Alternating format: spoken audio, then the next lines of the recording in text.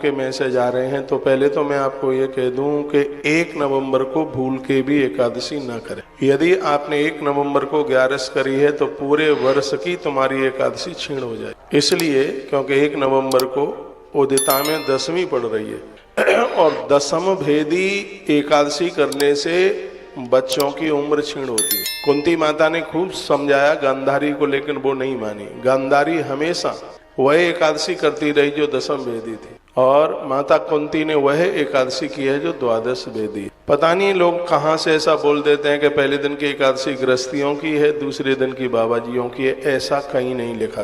राजा अम्बरीश दूसरे दिन की एकादशी वो गृहस्थी, राजा मानधाता दूसरे दिन की एकादशी करते, वह गृहस्थी थे। पहले दिन की आप एकादशी कर सकते हैं तब जब उसमें दशमी न हो तब, लेकिन ये तो 9 बज के कुछ मिनट तक है दशमी। इसलिए 1 नवंबर को 11 का व्रत ना करें। और 2 नवंबर की एकादशी की इतनी बड़ी महिमा है, इसलिए महिमा है कि वह द्वादश भेदी है, इसलिए उसका महत्व ज्यादा है, क्योंकि पारण इसका 3 तारीख को है। टाइमिंग्स में बताऊंगा। इसलिए एकादशी 2 नवंबर को ही होनी चाहिए। हरि प्रबोधनी एकादशी है। 2 एकादश श्लोक बोल लूं। देखो मेरे सामने पंचांग रखा है, मैं मोबाइल में नहीं देखता, पत्रा देख करके बात करता हूँ, पंचांग से ही बोल रहा हूँ। प्रबोधन्यास महात्म्यम बद विस्तृतो मम यस्याम जागृत गोविंदो धर्म कर्म प्रवर्तक। देवसी नारद जी ने भी बड़ी अद्भुत बातें कही। धर्मराज युधिष्ठिर ने पूछा, श्रुतम रमाया महात्म्यम त्वत्तः कृष्ण यथातथम। भगवान आपने रमा एकादशी की बड़ी महिमा का वर्णन किया, लेकिन कार्तिकेय शुक्ल पक्ष या ताम में कथया मानदः, कार्तिकेय शुक्ल पक्ष में पड़ने वाली एकादशी का नाम और उसकी महिमा, उसका महात्म्य बताइए। तो भगवान कृष्ण कहते हैं, हे धर्मराज युधिष्ठिर, जो पूर्व काल में विधाता ब्रह्मा और नारद जी के बीच में जो संवाद हुआ था, नारद जी ने ब्रह्मा जी को इस एकादशी के बारे में पूछा था, तो ब्रह्मा जी ने इस एकादशी के बारे में नारद जी को जो कहा था, प्रबोधन्यास महात्म्यम पापग्नम पुण्य वर्धनम, यह इतनी बड़ी एकादशी है कि पूरे वर्ष भर के पापों को जला करके राख कर देती है। मैंने तो यहाँ तक कहा है कि यदि आपने 11 का उद्यापन भी कर दिया है तो भी आप हरि प्रबोधनी का व्रत जरूर किया करें। जान अनजान में किसी भी प्रकार का अपराध हुआ, प्रबोधन्यास महात्म्यम पापग्न पुण्य वर्धनम, ये पापों को जला करके पुण्यों को बढ़ा देती है। मुक्ति प्रदम सुबुद्धि नाम शृणस्व मनुष्यत्तमा। विधाता ब्रह्मा की आंख में आंसू आ गए। का बुद्धि को पवित्र रखने वाली एकादशी है, विवेक को जागृत करने वाली एकादशी। भगवान शयन में खड़े होते हैं, इसलिए हरि प्रबोधनी एकादशी है। जिस तरीके से वली राजा के दरवाजे पर भगवान 4 महीने रहते हैं, जो हरि प्रबोधनी एकादशी का व्रत करते हैं, परमात्मा उनके दरवाजे को कभी छोड़ के ही नहीं जाते। भगवान कृष्ण का यह वाक्य है। भगवान कृष्ण कहते हैं, अश्वमेध सहस्त्राणि राजसूय शतानि च एकैन उपवासेन प्रबोधन्याम लवे नरा। 1000 अश्वमेध यज्ञ और 100 वाजपेयी यज्ञ करने से जितना पुण्य प्राप्त होता है, हरे प्रबोधनी एकादशी का व्रत करने से उतने ही फल की प्राप्ति हो। हमारे देहाती भाषा में इसको देव उत्थान कहते हैं। देव उत्थान नाम है क्योंकि देवता उसमें जागृत होते हैं। बहुत बड़ा उत्सव मनाया जाता है। यद दुर्लभम यद प्राप्तम त्रिलोक्यम्यम न गोचरम। क्या सुंदर बात कही है। ये धरती पर मनुष्य बनना दुर्लभ है। मनुष्य में भी भारत की धरती पर जन्म लेना दुर्लभ है। सात्विक परिवार में जन्म लेना, अच्छे माता पिता के घर में जन्म ले लेना बहुत दुर्लभ है। सनातन धर्म में जन्म ले लेना दुर्लभ है, और उसमें भी मनुष्य बनकर एकादशी व्रत करने का पुण्य प्राप्त हो जाए, ये अति दुर्लभ है। मैंने तो यहाँ तक कहा है कि आप कभी भी व्रत नहीं करते हैं तो भी कुछ एकादशियां ऐसी हैं उनमें आपको अन्न नहीं खाना चाहिए, अन्न को त्याग देना चाहिए। हरे प्रबोधनी एकादशी है जो कि 1 तारीख को 9 बज के कुछ मिनट से आरंभ हो रही है और 2 तारीख को उदिता के बाद तक है, 7 बज के लगभग 31-32 मिनट तक है। तो ये तो ब्रह्म मुहूर्त में भी होती। एकादशी में 2 काल देखे जाते हैं, एक सूर्य उदित काल देखा जाता है, एक अरुणोदय काल देखा जाता है। अरुणोदय काल भोर में होता है, ब्रह्म मुहूर्त में होता है। ये सूर्य निकलने के बाद बिल्कुल भी नहीं होती। यदि ब्रह्म मुहूर्त में होती तो भी हम 2 नवंबर को ही एकादशी करते, लेकिन ये तो भगवत कृपा से इसकी तो ये एकादशी आपको 26-11 का पुण्य देगी, इसलिए क्योंकि एकादशी उदिता में है, इसलिए 2 नवंबर। तो आप मेरी बहुत बातें मानते हैं तो यह भी आप जरूर मानिएगा। बड़ा प्रचार हो रहा है, वीडियो डाली जा रही है कि 1 नवंबर को एकादशी, पचवी का 1 नवंबर से शुरू है। ध्यान रखिए 5 दिन है नहाने के, जैसे चातुर्मास पूरा होता है वो 1 नवंबर से आरंभ है, उसमें 5 दिन की गिनती पूरी करनी। लेकिन जो व्रत की आप एकादशी करते हैं वह 2 ही तारीख को कीजिए। ऐश्वर्यम संपदम प्रज्ञाम राज्यम च सुख संपदा ददात योषताम भत्याजनेभ्य हर बोधिनी। जो हर प्रबोधनी का एकादशी का व्रत करते हैं भगवान उनको सर्व संपदा दे देते, वंश वृद्धि उनकी बढ़ती है, आरोग्यता मिलती है, घर में परिवार में सुख समृद्धि बढ़ती है, किसी भी प्रकार की किसी भी चीज की कमी नहीं रहती। इतनी बड़ी महिमा है हर प्रबोधनी एकादशी।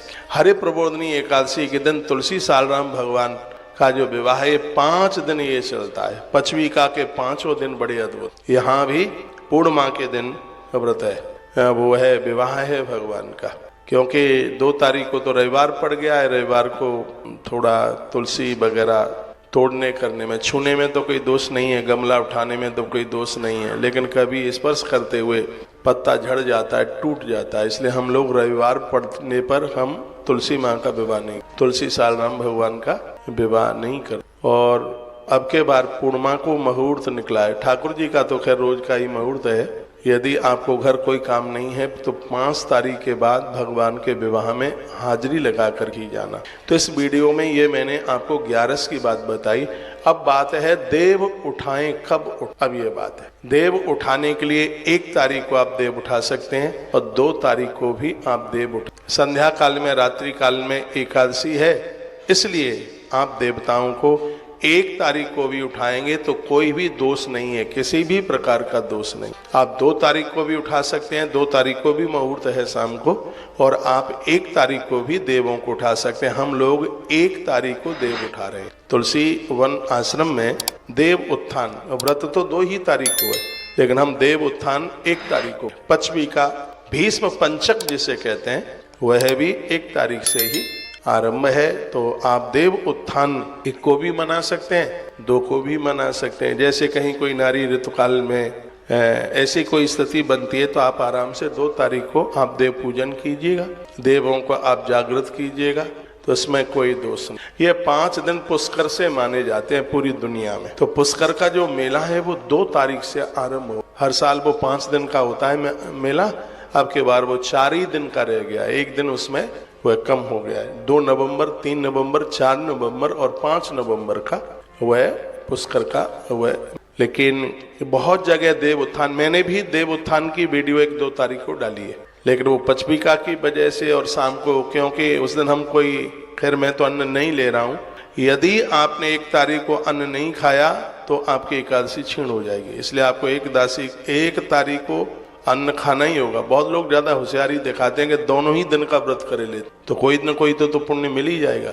आप दोनों दिन का आप व्रत कर लेंगे तो 10वीं में एकादशी मानी जाएगी जो आपके पुण्यों को छीण कर देगी। ये ध्यान रखिए, ज्यादा होशियारी ना दिखाना।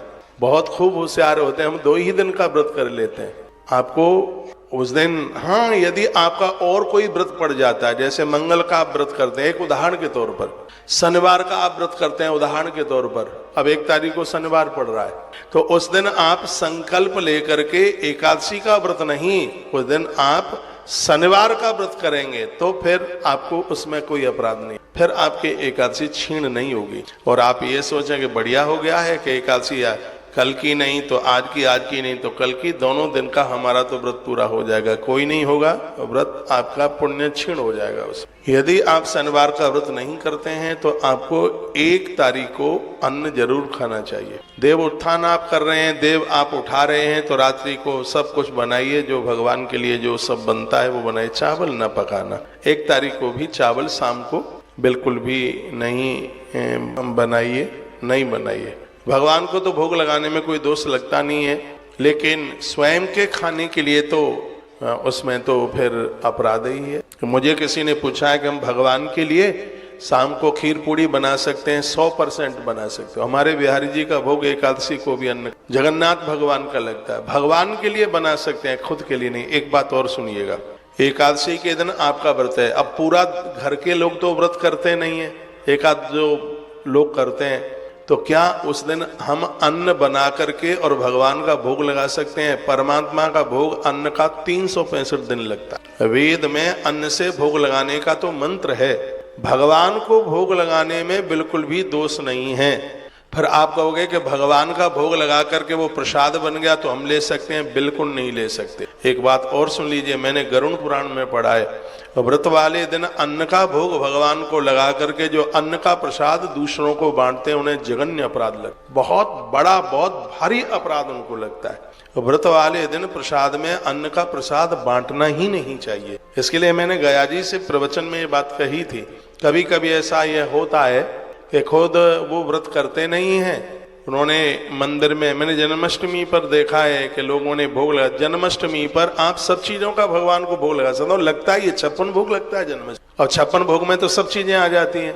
तो 56 भोग पर भगवान का आपने अन्न का भोग लगा दिया है, लेकिन उसको आप प्रसाद के रूप में आप उनको नहीं दे। चलो रात्रि को 12 बजे के बाद की बात है, वो अलग है, और आप कहेंगे दिन में हमने 56 भोग लगा दिया, वो प्रसाद लोगों को बांट दें, तो लोगों का जो व्रत खंडित हुआ हमारी वजह से, तो उसका एक बहुत बड़ा उसका अपराध लग गया। तो अब इस वीडियो को मैं कोई ज्यादा बड़ा नहीं कर रहा हूं।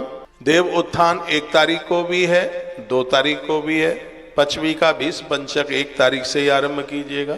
देव उत्थान 1 तारीख की शाम को मना लो। हम लोग 1 तारीख की शाम को देवताओं को जागृत कर रहे हैं, उनका वंदन कर रहे हैं, उनका पूजन कर रहे हैं। एकादशी हम 2 ही तारीख को कर रहे हैं। आप सब लोग 2 तारीख को ही एकादशी का व्रत कीजिए। जो एकादशी के दिन देवताओं को 1 तारीख को जगा रहे हैं, भगवान को अन्न बनाकर भोग लगा सकते हैं, लेकिन खुद नहीं खा सकते। 1 तारीख को तुलसी पत्र पहले से तोड़ के रख लीजिए, सालराम भगवान पर या गोपाल जी पर 108 कम से कम तुलसी पत्र चढ़ाइए, भगवान को तुलसी पत्र चढ़ाइए। कार्तिक का महीना है जिसकी बहुत बड़ी महिमा, बहुत बड़ा महात्म्य है। एकादशी को लेकर के एक आध श्लोक और मैं बोल दूं, फिर आपको मैं बड़ी अद्भुत कथा की तरफ लेकर के चल रहा हूँ। वर्णन किया गया है, कहा गया है कि मेरु मंदिर मात्राणी पापन युक्तानि यानि च, महेंद्राचल पर्वत के बराबर भी यदि किसी के पाप हों, धोखे से भी यदि उसने हरि प्रबोधनी एकादशी का व्रत कर लिया है, तो इतने बड़े पाप भी उसके समाप्त हो जाएंगे। ये हरि प्रबोधनी एकादशी की इतनी बड़ी महिमा है। यावत प्रबोधनी विष्णु तीर्था नयाति कार्तिक, कहते हैं कि हरि प्रबोधनी एकादशी इतनी बड़ी है, जिनके घर में एक भी व्यक्ति हरि प्रबोधनी देवउठनी एकादशी का व्रत करता है, तो संपूर्ण ब्रह्मांड के तीर्थ उस दिन उसके घर में चल करके आ जाते हैं। इतना बड़ा महात्म्य हरि प्रबोधनी एकादशी। आप हरि प्रबोधनी आप 11 का व्रत नहीं करते हैं तो भी